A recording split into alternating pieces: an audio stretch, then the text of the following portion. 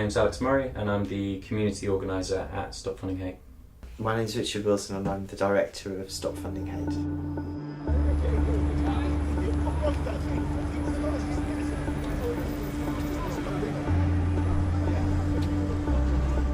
What got me involved in the campaign is, the sheer number of front page anti-migrant or, kind of headlines affecting a number of different communities. Seeing those kind of day to day made me want to do something about that.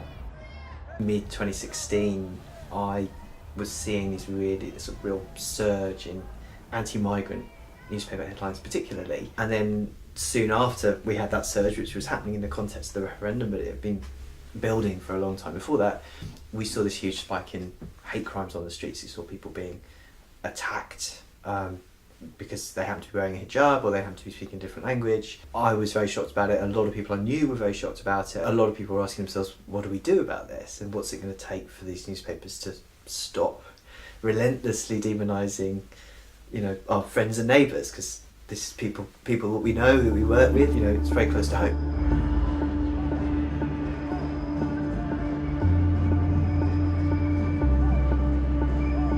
I wouldn't say they are enemies of the people. I think they've got a political agenda and they're trying to reverse a decision. However, when it comes up like this in these sort of terms, some people will look at that and perhaps get an impression it's the wrong terminology, I think, that's being used. I mean, the newspapers have been doing this since I was little.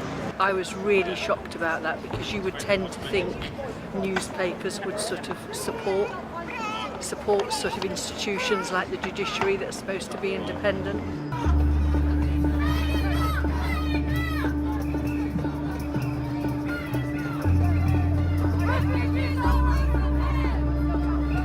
If you think of a newspaper as an organisation putting out messages in a kind of campaigning way, who are their funders? Well, the funders are the advertisers. And you can't separate out the fact that part of the reason we're seeing all of these front pages every day with these negative messages is because very big companies that we know and are probably customers of are paying for this stuff. That's how it's happening. So the question was, could we engage with these funders of this stuff to persuade them to take a step back, to send a real wake-up call that this has just gone too far and we need to get back to a more normal way of talking about each other.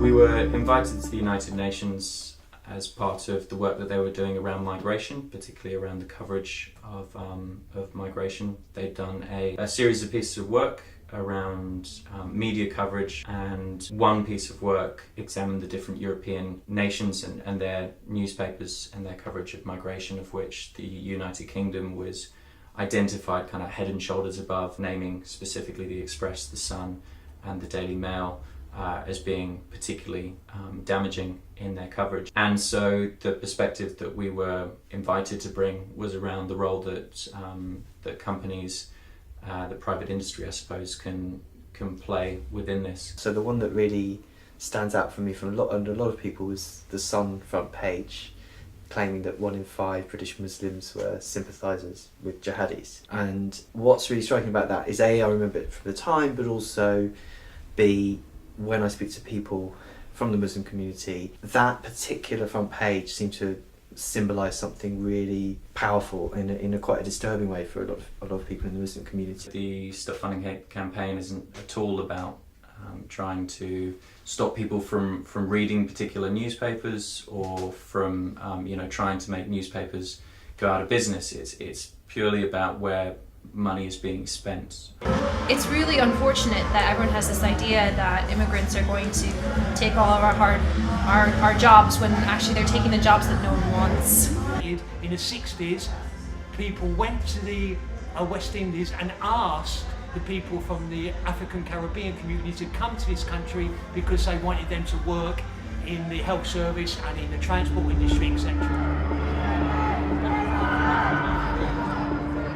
More recently, we've seen really nasty stuff targeting trans people, and it's been an education for me seeing that and learning about that, because I didn't know about that issue so much before. But once we started the campaign, we started hearing from people who've been affected by this. So it's also been an education for us.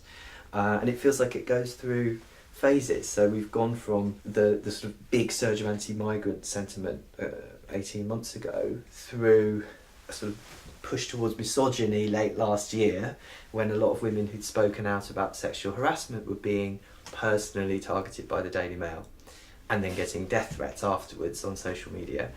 And then the last few months, it really feels like members of the trans community have really been targeted, and people are saying to us that they feel very much under attack now.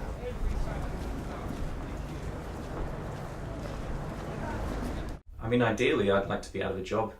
I'd like it to be the case that Stop Funding Hate is able to convince enough companies that they should be playing a role with their advertising budgets around the kind of publications, the kind of media that they're putting that into. It would be great to see that, you know, newspapers, editors recognise that there shouldn't be a role in media for hate speech. While that exists, I think Stop Funding Hate is going to continue to develop partnerships with groups that are representing affected communities, working with companies, of which there are many who are interested in taking ethical stances, in this case obviously around their advertising budgets and around hate speech. And I think, you know, we've seen from the momentum of the last couple of years around the campaign that there are some clear successes around that.